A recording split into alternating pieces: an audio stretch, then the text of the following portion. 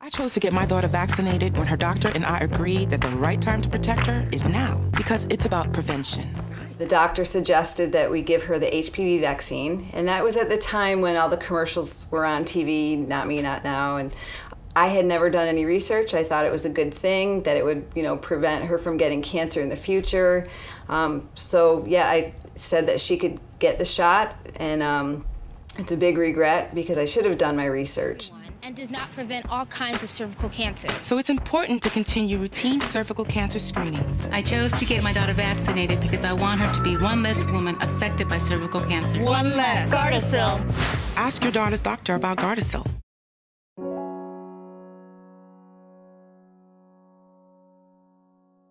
So it's a series of 3 shots over the period of 6 months. You get the first shot, 2 months later you get the second shot, and then 4 months after you get the second shot, you'll get the third and final shot.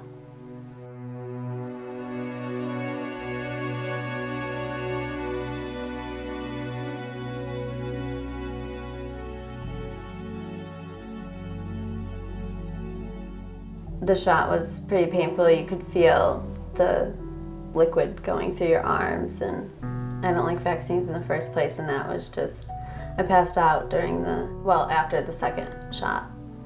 After my first Gardasil shot, I started noticing that I had a lot of red dots all over my legs, and I was starting to get these weird bruises. After the first shot, I had a twitching sensation. I think it was only a couple weeks after the first one. I came out to the kitchen table and I was just twitching and didn't feel right, just felt weird. So I asked my dad, what are these red dots, why am I getting bruised? And he said that he thought the red dots were sun freckles, and I'm clumsy and I was involved in sports, so we thought I was just roughhousing it a little bit more than usual.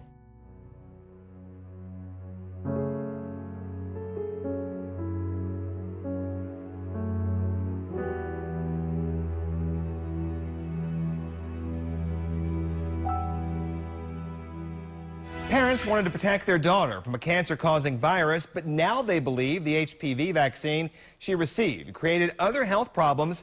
She's one of thousands of children who reported bad reactions from the vaccine, putting the safety of Gardasil now in question. After my second Gardasil shot, the bruises started to get a lot worse. So these weren't just normal bruises. If someone would just poke my arm, my whole arm would swell up in this big purple bruise, and it wouldn't hurt, so that started to concern my parents a lot.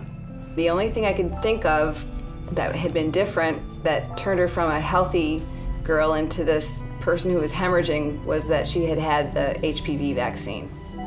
My first seizure or sleepwalking episode was after my first shot. I hadn't even had the second shot yet.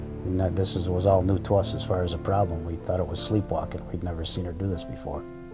My first 2 sleepwalking episodes were during the time between the first and second shot.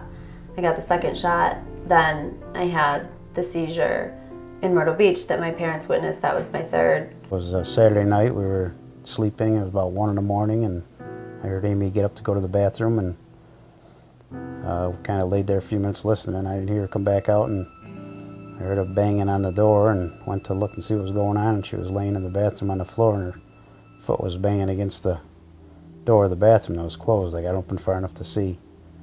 That's when I realized she wasn't having a sleepwalking episode, she was having a seizure. So I yelled at Terry to get up and call 911. I got her dragged out of the bathroom on the living room floor, and she was just laying there unresponsive, so I just tipped her on her side and just gave her a little while, and she started coming around after a little while.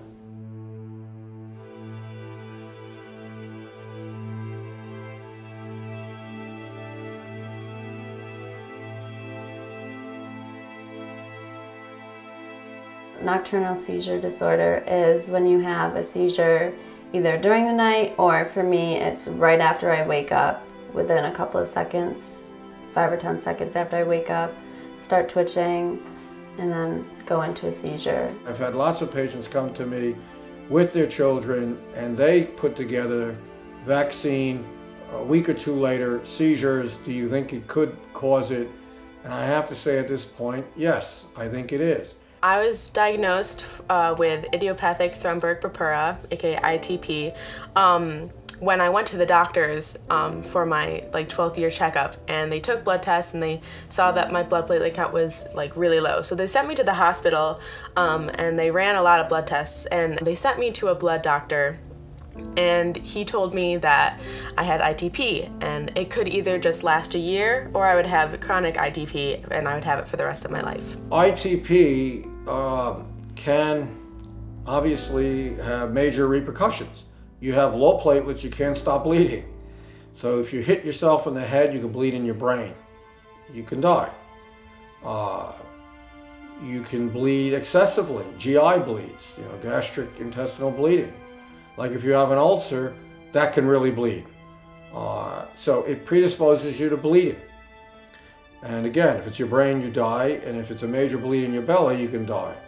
Unfortunately, I have chronic ITP, so I'll be living with this for the rest of my life. I feel it was Gardasil related. Her primary doctor is wondering why this healthy 18-year-old is all of a sudden having seizures. He's treated her since she was 5 years old. So we're talking 17 years being with him, but he is questioning why she's all of a sudden having seizures, and he does know that these began right after her Gardasil vaccines. I believe that her ITP was caused by Gardasil, the Gardasil shot. She had never had any type of problem with her blood platelets prior to this, and to me, that's the one thing that was any different in her life before having ITP and after. I was the one who saw and felt the changes after it, and I was leading a perfectly normal life up until that shot. So, you can say what you want, but I know what happened, and I believe fully that Gardasil is what gave me ITP.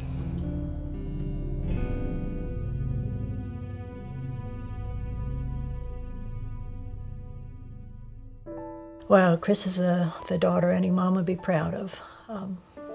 She was always healthy. She was athletic, artistic.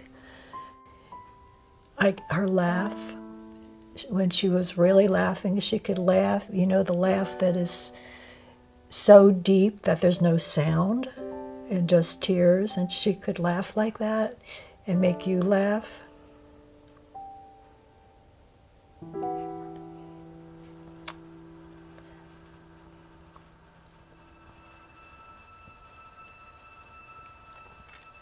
Which is making me cry. I miss her.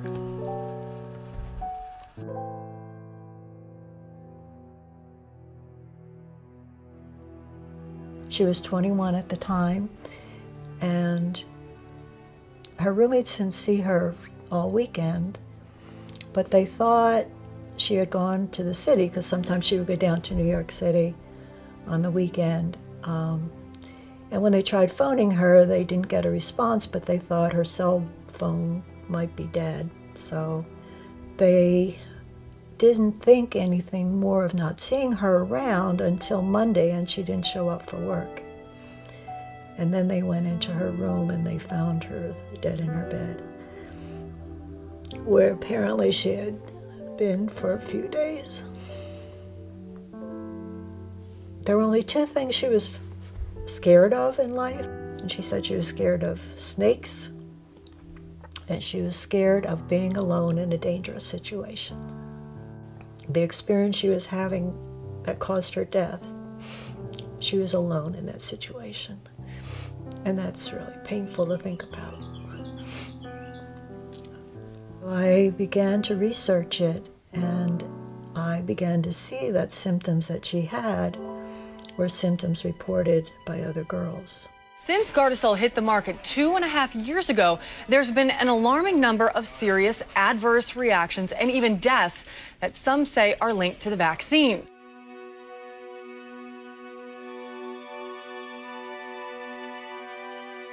My daughter received her, she got 3 Gardasil vaccines.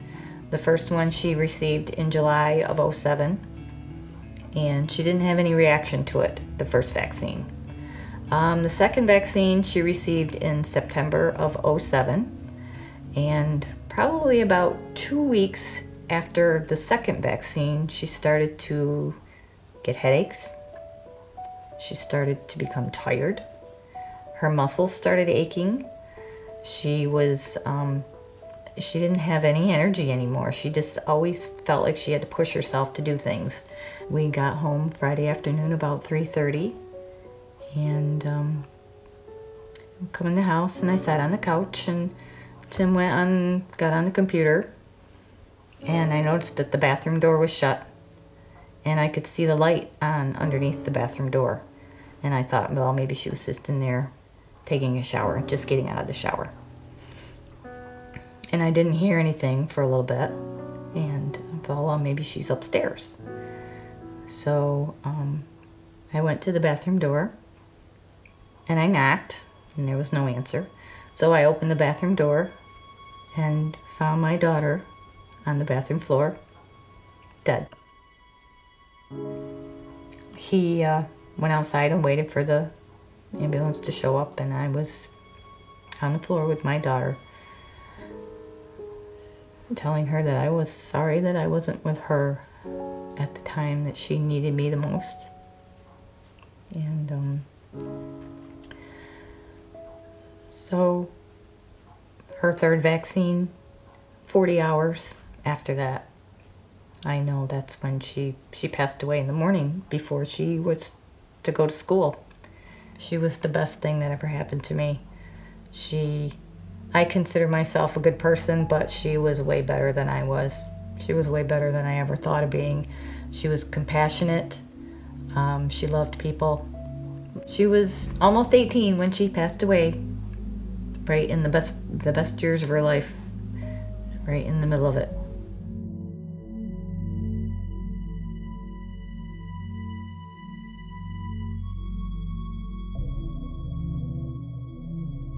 You really have to know somebody and know about their life before somebody could actually say that it was a coincidence.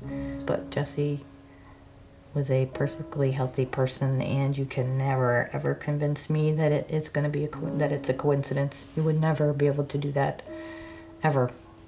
That it was just a coincidence, because I know that it was Gardasil. I know it was. I got an attorney who subsequently got experts to do analysis of Chris's case.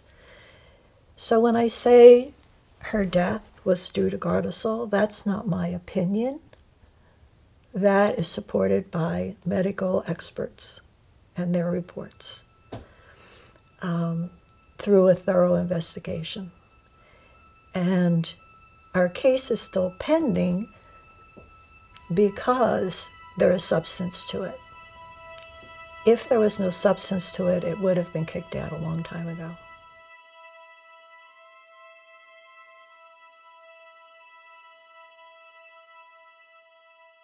The benefit, in my mind's eye, does not outweigh the side effect possibility. It's totally not acceptable, and I think something should be done with this. It's an outrage. Again, statistics, 1 out of 912 die, and 155 have died, and then there's other side effects that might happen. I don't see the very rare person to benefit. I have to scratch my head with this. I have a hard time recommending this vaccine for anyone. I personally feel that vaccines are being overused, just like drugs in this country. A pill for every ill. It's insane.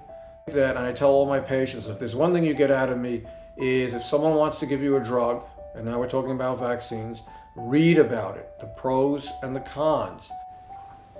I never did research, which now is probably really hard for me right now, because I feel like it's my fault that I didn't do that, and it wouldn't have taken very much for me to do that.